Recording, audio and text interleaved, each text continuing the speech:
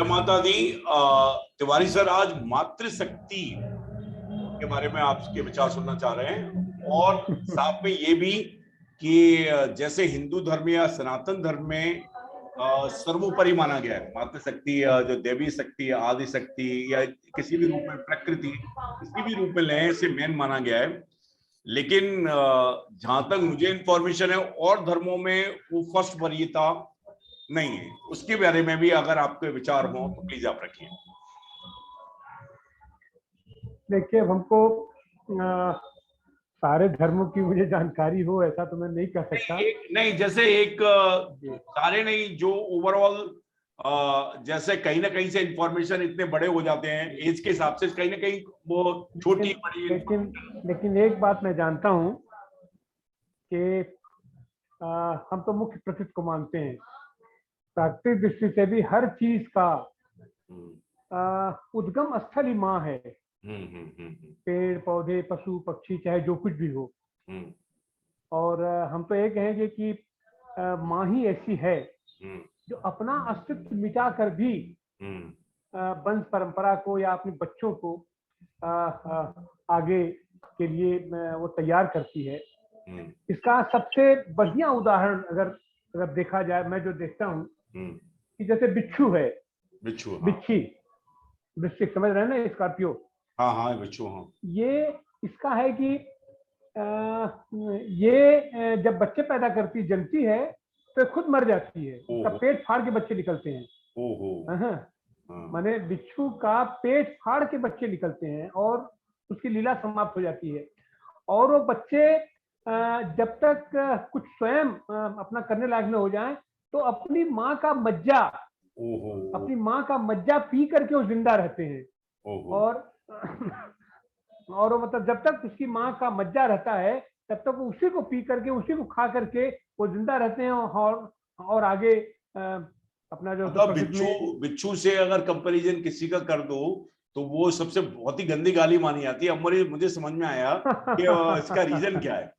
मतलब जी, आपने जो बात छोटी सी बताई, जैसे किसी से कह दो कि तुम बिच्छू हो तो वो उसे बहुत गंदी गाली मानी जाती है। पहले मेरे को इसका लॉजिक नहीं समझ में आता था। सांप कह दो, कुत्ता कह दो, लाइक बिच्छू इज जस्ट। अबे मातृशक्ति का इससे बड़ा प्रमाण, इससे बड़ी उपयोगिता और क्या हो सकती है, क्या कहा जा सकता है? नहीं, अगर माँ न रहे, अगर माँ न हो तो इस प्रकृति में, इस सृष्टि में कोई हो ही नहीं सकता है। नहीं, प्रकृति सर्वोपरि है। जो प्रकृति की कोर शक्ति है उसे भी मार्क्स से ही रिलेट किया गया है। प्रकृति मतलब प्रकृति को एक जो आदि शक्ति माना जा रहा है अपने। लेकिन दूसरे धर्मों में मैंने तो देखो सर्च करके ही देखा, मतलब ऐसा मैं ज्ञाता तो नहीं हूँ, मुझे भी नहीं मालूम है, लेकिन जो टॉपिक को मैं देखता हूँ तो जैसे कुछ धर्मों में यीशु को ही फर्स्ट है, मतलब और कोई नहीं है। इस्लाम में भी मतलब लाइक ऐसा नहीं है कि भाई रेस्पेक्टेड हो सकता है कि इज्जत करनी चाहिए, लेकिन हिंदू धर्म या सनातन धर्म में ये फर्स्ट ही है। ये मतलब एक चीज जैसे ये है, मातृशक्ति को तो सब लोग मानते हैं, लेकिन मातृशक्ति ही अंततः नारी शक्ति बन जाती है। लेकिन नारियों की और खास करके स्त्रियों की जिस तरीके से अपने पुरानी परंपरा में, चाहे जो धर्म हो, माने क्षेत्र हो, जाति हो, धर्म हो, जो हो, नारियों की स्थिति के बारे में, नारियों को सशक्त करने के बारे में अभी तो फिलहाल काम हो रहा है, लेकिन इतिहास बड़ा गंदा रहा है।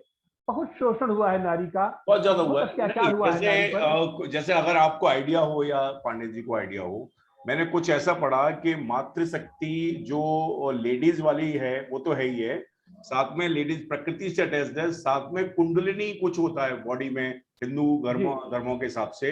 वो उसका करेक्टर है ना, उसका character that is female character, मतलब उसको उसी को मातृशक्ति, आदि शक्ति शरीर के अंदर ही है। और वही जो पिंडे यथा पिंडे तथा ब्रह्मांडे, ऐसा कुछ डायलॉग मैंने कहीं देखा था कि जो सन में ऊर्जा, वैसे अभी प्रूव भी हो गया है ये, तो जो एटॉमिक बम में जो ऊर्जा का जो मैकेनिज्म होती है एटॉमिक बम में, वही सूर्य में सन में होती है, फ्यूजन एंड फ्यूजन। तो लाइक उसको रिलेट किया गया है हिंदू धर्म में। मतलब बाद में वो तो जैसे हम लोग क्या कहा था, कुंडलिनी जागृत करना, ये जो रीढ़ की हड्डी है अपना, उसी में से कुंडलिनी, तो उस कुंडलिनी जागृत करने के कई स्टेज हैं। अंतिम स्टेज है जो आकर के मस्तिष्क पर चला जाता है। मेरे कहने का जो मतलब है, वो जो कुंडलिनी है जी, वो मातृ शक्ति, आदि मातृ शक्ति वो है, फीमेल कैरेक्टर, मतलब ऐसा मेंशन है। जी जी जी। और वो हमारे यहाँ तो इसकी बड़ी ही समृद्ध परंपरा है। और हमारे यहाँ मातृ शक्ति को नारी शक्ति से भी जोड़ते हैं, और नारियों का जो दमन उत्पीड़न शोषण होता रहा है, उसी के लिए जो हमारे यहाँ तरह तरह के अवतार लिए हैं ये महिलाएं, जो काम कोई नहीं कर सकता था, जिस शोषण दमन उत्पीड़न का काम हमारा जो तो कोई हमारा पुरुष देवी देवता नहीं कर सकता था, तो मातृशक्ति के रूप में उसको अवतरित होना पड़ा है। हमारे यहाँ देवियों को देवियों का अवतार हुआ है। लेकिन साहब, जैसे हिंदू धर्म में जो शक्ति और जो बातें की गई हैं, किसी एक इंडिविजुअल की नहीं की गई। मतलब थोड़ा सा ही डीप जाते हैं, वो सिंबॉलिक है। मतलब जो राजा हैं, अभी पांडे जी से भी बात करेंगे, या जो है, या शक्ति है, दुर्गा जो माता है, तो ये, लेकिन वास्तव में उनकी जो व्याख्या है, मातृ शक्ति, कुंडलिनी, आदि शक्ति या प्रकृति, उनसे लिंक करके हैं चीजें। तो दूसरे धर्मों में वो इंडिविजुअल्स ही हैं, उनके अलावा उसके परे कुछ नहीं। मतलब लेकिन लाइफ तो उससे पहले भी होगी, ऐसा है, ऐसा मतलब लाइक है, मतलब थोड़ा बहुत। अब उसकी हमें बहुत जानकारी नहीं है। अच्छा अच्छा, ओके, जानकारी मतलब मैं समझ गया। और जैसे नव दुर्गा के बारे में आप मतलब थोड़ा सा अगर रखें, जो इन 9 दिनों में कुल शक्ति पूजा होती है बात। ये अपनी नव दुर्गा 9 रूप है, वही मातृ शक्ति का 9 रूप है। और इन लोगों ने समय समय पर उसको दमनकारी, शोषणकारी, राक्षसी प्रवृत्तियों का दमन करने के लिए, और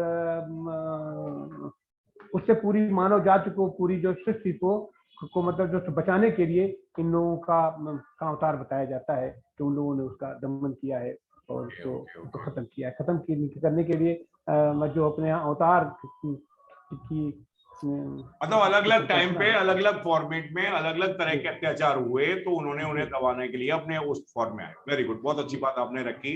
और स्पेशली जो ये बात आपने जो बताई, वो मतलब विचार हैं, वो बहुत अच्छी बात आपने ओवरऑल रखी। Overall very good.